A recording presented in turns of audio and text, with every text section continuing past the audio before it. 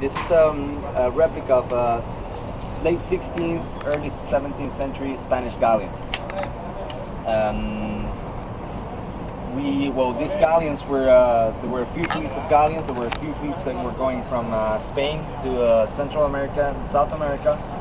And then there was another fleet going from West Coast Mexico to the Philippines. And that way, in the 17th century, they would close the triangle with the trade triangle from Southeast Asia, Central America, and Europe.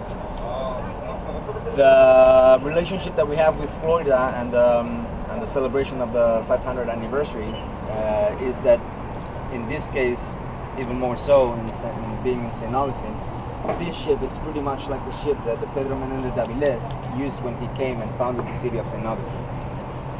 So he would have come in a ship like this with 25 families to settle down and create the village that later would go on to be the town of St. Augustine, and some soldiers to kick out the French people that were trying to settle down in the area as well, and then a crew of about 120 men, plus some cargo, plus food supplies that in many occasions were livestock, because they didn't have many ways to preserve the food, so we would carry a lot of animals on board as well. And yeah, so the main purpose of the ships like this would be on their way from Spain to over here to bring some goods that Europeans, mainly Spaniards, that were settling down in the area would miss from the old country, and also some people to colonize the places, and some soldiers to help in the efforts fighting the natives to be able to conquer the land.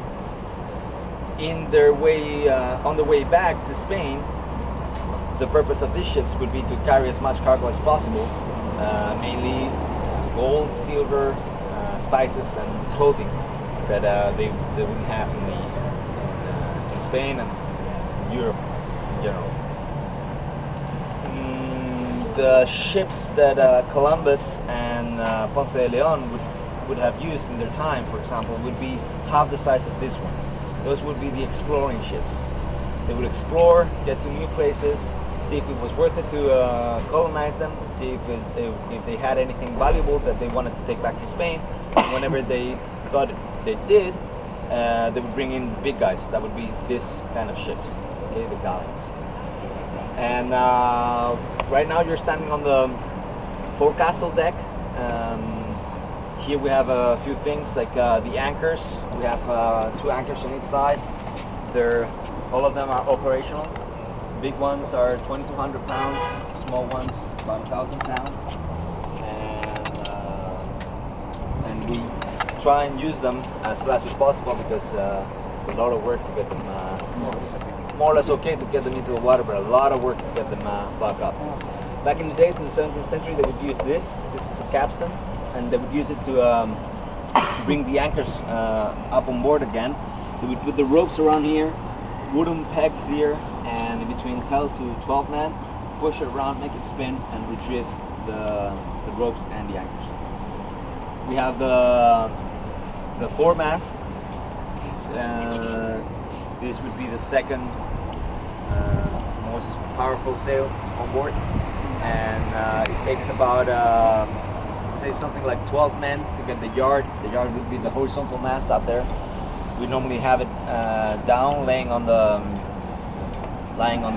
rails, and whenever we go on the open sea, then we have to bring it up so we can use the sails. And as I was saying, about 12 men pulling the ropes to get it up there. The main yard for the main mast over there, that one is 5,500 pounds, and it takes about 60 people pulling the ropes down there to get it up, and then 5 more people on the quarterdeck controlling the smaller ropes to control the sail. The high-mast. We also have the bell, and we told it twice when we changed the watch. There's 3 groups on board when we're sailing, and each group is about 7 people or so, and there always has to be one of the groups in charge of the ship.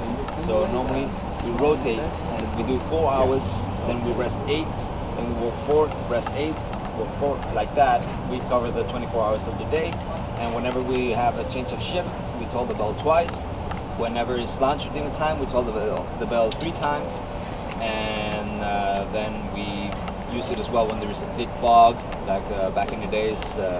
Navigational systems, like electronic systems, don't work so well when there's a thick fog, so we just make a lot of noise so that we let everybody know that we're there. How many crew on the ship? Right now we're about 20.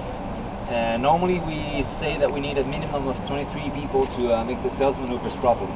So I was saying the main yard, we take about 18 down there pulling the ropes and about 5 more controlling the sails. So that would make 23. We can still do it with less people. It's a bit more work for everyone, but it's still feasible. I wouldn't go a lot lower than 19, 18 people, because then you would end up really tired. Just for the 3 main sails, that would be the sail on the bowsprit, the foresail, and the mainsail. Not talking about the top sails. Only those 3 would take us about an hour and a half, 25 people working on